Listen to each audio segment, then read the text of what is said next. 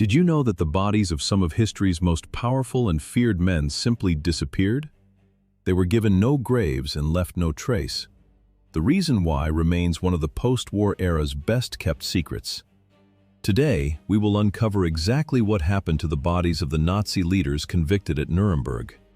Stay with me, because what was done to some of those bodies is terrifying. The story of this dark chapter in history began on November 20th, 1945, in Nuremberg, Germany, a city that had been virtually reduced to rubble.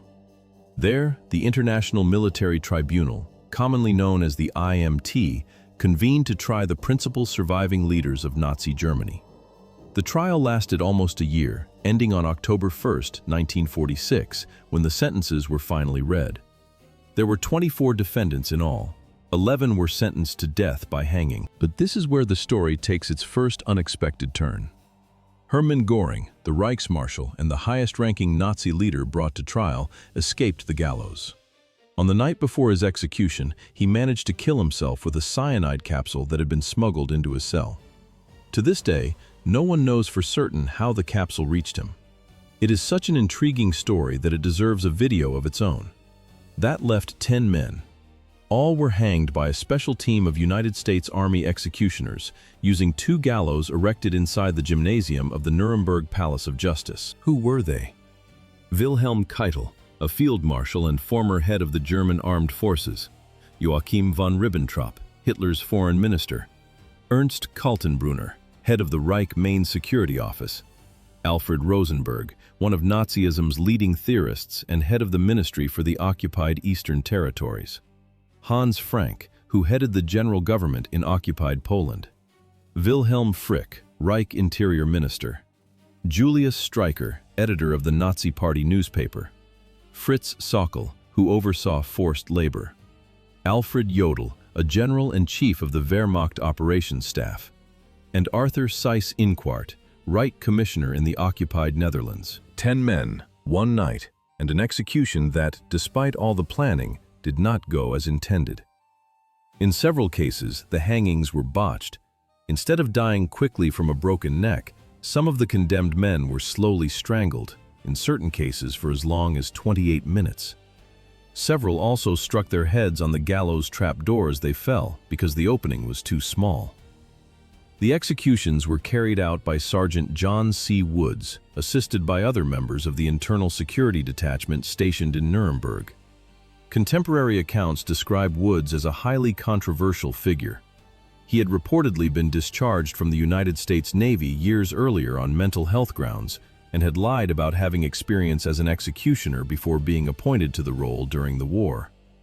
Some reports from the period even suggested that he had botched executions before arriving in Nuremberg. So if you imagine the execution of the Nazi leaders as precise, orderly, and almost ceremonial, the reality was far more chaotic than history books usually suggest. This is where most accounts of Nuremberg end. The executions took place on October 16, 1946, and that was that. But the story did not end there. What happened to the bodies of those men? What became of the contents of their cells and the personal belongings that had been kept at Nuremberg for months? This part of the story remained secret for many years, and that is what we will explore now, the secret operation. Immediately after the executions, the U.S. Army launched an operation of extraordinary secrecy and, frankly, a macabre one. The reason matters. Allied authorities knew exactly what was at stake. If the bodies were buried in ordinary graves, with their real names and dates clearly marked, it would only be a matter of time before the site became a shrine, a place of pilgrimage, a symbol for any group that still saw these men as heroes rather than war criminals. So the order was clear: erase them. Erase every physical trace that might one day become a rallying symbol. The bodies were carefully photographed and tagged, one by one, inside the gymnasium where the executions had taken place. Those photographs served a very specific purpose: to prove beyond question that the men were truly dead. After all, they could hardly risk leaving room for doubt. There could be no later rumors that one man or another had escaped. Once the photographs had been taken, the bodies were stripped and placed in plain wooden coffins, with no decoration, no inscription, nothing to distinguish them from any other coffin. This included the body of Hermann Göring, who had escaped the gallows the night before, but did not escape this final fate. And this is where the story takes an almost bizarre turn. Each coffin was given a false name. Each body was assigned the identity of a fictitious American soldier, as if those men had never existed under their real names. Hermann Göring, for example, became George Munger. Just think about that for a moment. The second most powerful man in Nazi Germany, the commander of the Luftwaffe, reduced to an ordinary name invented for a tag on a wooden coffin. No grandeur, no title, just a fictitious name, like that of any unknown soldier. On the morning of October 17, 1946, just one day after the executions, the 11 coffins were loaded onto American Army trucks under the command of a military police battalion, the same battalion that had already been providing security for the Nuremberg trial. And here comes a curious detail. A 12th coffin, completely empty, was loaded alongside the other 11. The reason soon became clear. The trucks, escorted by armed jeeps, left the Palace of Justice before dawn in the darkness and headed straight for Munich, more than 100 kilometers away, to a huge cemetery called Hortfriedhof. There, the trucks stopped in front of the cemetery crematorium, built nearly 2 decades earlier in 1929. And this is where the empty coffin began to make sense. The crematorium staff were told that the 12 coffins contained the remains of 12 American soldiers killed in combat in 1945 and recovered from the battlefield. At the family's request, they were to be cremated there. A nice round number, a simple story, exactly the kind of explanation that raises no questions. The crematorium was surrounded by heavily armed American soldiers as the cremations took place, watched closely by several officers who followed the process from beginning to end. This was no routine procedure. It was a military operation being handled as though it were ordinary cemetery work. The process took the entire day, body by body, until nothing remained but ashes. The ashes of each of those war criminals were placed in urns, carefully labeled with the same false American identities they had been assigned hours earlier. By the end of that same day, the urns were loaded onto a truck and taken under armed escort to the U.S. Army morgue facility established in a requisitioned residence in Munich. But the operation was not yet over. One crucial question remained: what to do with the ashes? Burying them, even without names, was still considered too dangerous. Any permanent location, however anonymous, might one day be discovered. So an even more radical solution was chosen. Not far from the residence where the urns were being held lay Avensbach, a small stream and tributary of the Isar near Munich. On October 17th, the same day as the cremations, American soldiers carried the urns to the stream and emptied all their contents directly into the flowing water. Then, to leave absolutely no trace, they smashed the urns to pieces with axes and their combat boots, destroying every container that might later be identified. They left without looking back. It was as simple as that. No grave, no ashes left together that might one day become a place of pilgrimage for a neo-Nazi group. The operation was designed to ensure that those men disappeared completely from the face of the earth, leaving behind nothing that could be venerated, preserved, or physically remembered. Before we continue, we want to make sure you are following along and enjoying the story. Leave the comment, "I want more stories." It only takes a moment, helps this video reach more people, and your comment may even be pinned to show that you were here. The belongings. Now comes the second part of this cleanup operation.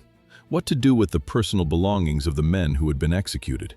Because, think about it, it was not only the bodies that had to disappear.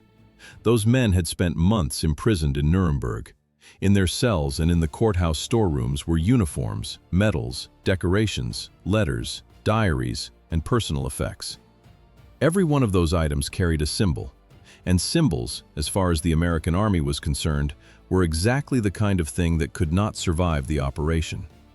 Those who stood trial in their military uniforms had all their insignia and decorations removed before the trial was even over. The items were kept in Nuremberg, catalogued, and left awaiting a decision on what to do with them. In the end, the fate of each piece depended on who had owned it and what that object represented. Let us begin with Wilhelm Keitel. All his medals and decorations, including his Knight's Cross and his Iron Crosses from the First World War, were destroyed, along with his Field Marshal's baton, the ultimate symbol of the highest rank in the German army. Curiously, however, 2 of his golden party badges were kept. The swastikas were scratched out, forcibly effaced, before the badges were handed to the finance director of the American occupation zone in Germany. According to some accounts, they were to be sold to help cover the cost of the executions themselves. Think about that for a moment. The insignia of one of the men who had been hanged, sold to pay for the operation that ended his life. As for General Alfred Jodl, chief of the Wehrmacht operations staff, every one of his decorations and medals was destroyed. Nothing remained. Hermann Göring's case was undoubtedly the most striking of all. Göring had many decorations and was captured wearing his distinctive array of medals around his neck. The Grand Cross of the Iron Cross, the Knight's Cross, and the First World War Pour le Mérite, better known as the Blue Max, one of the highest military honors Germany ever created. The Americans destroyed all of these, along with his Iron Cross First Class, also awarded during the First World War. But not everything was destroyed. Göring's solid gold Nazi Party badge, his diamond-studded Pilot Observer badge, and other decorations made from precious metals were merely defaced, their swastikas scratched out, before being sent to the finance director, presumably to be sold for scrap.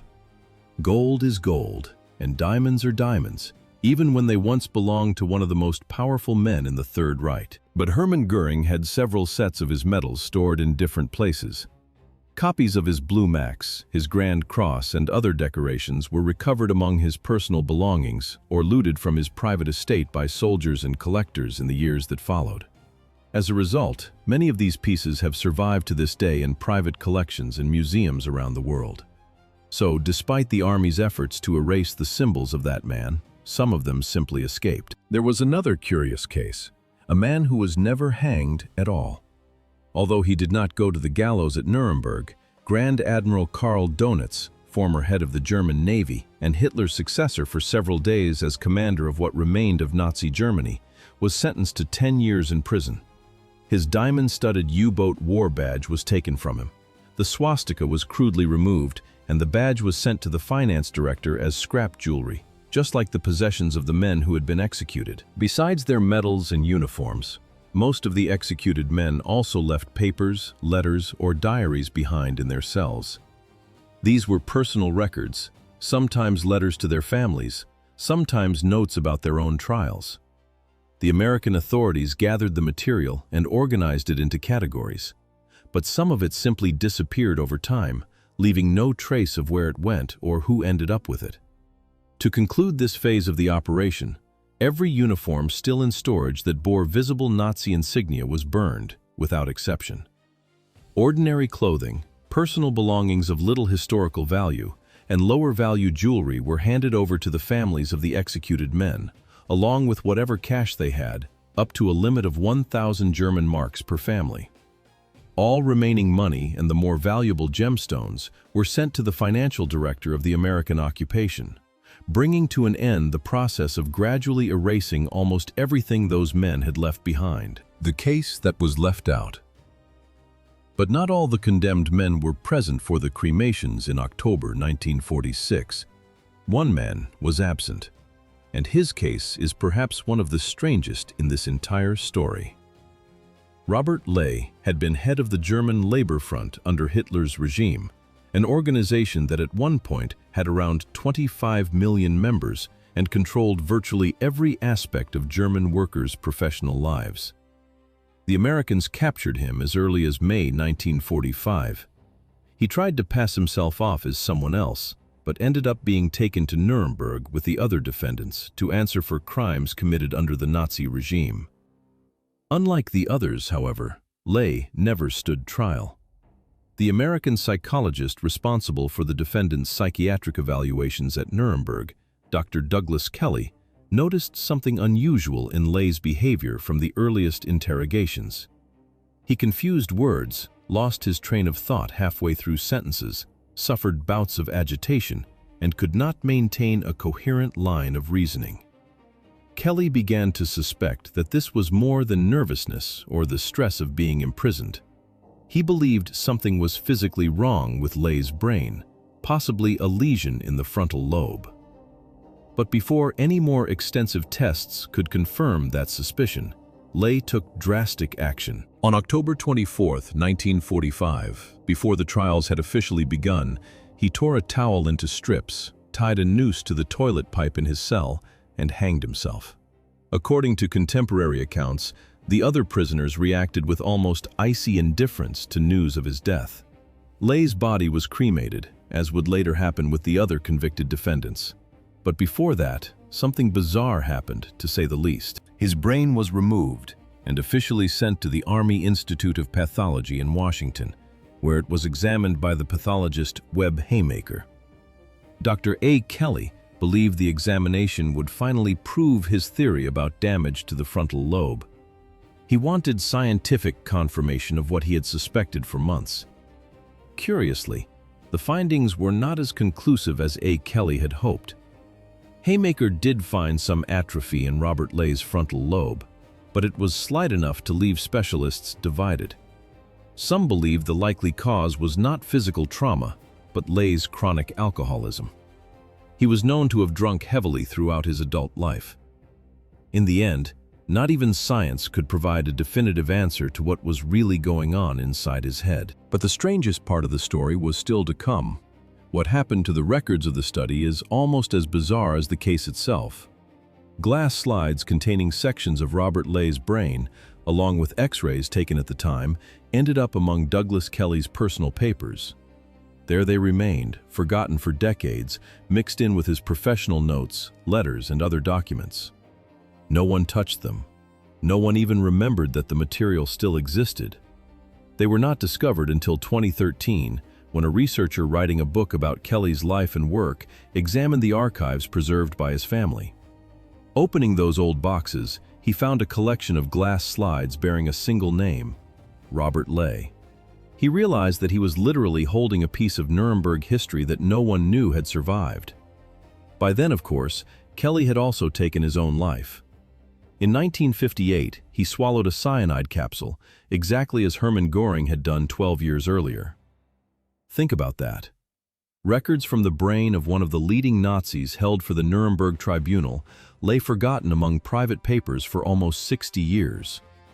They were kept by a family with no idea what they had, only to be rediscovered decades after the death of the man who had preserved them. That was the complete story behind the Nuremberg executions and the ultimate fate of those bodies, ashes, and personal belongings.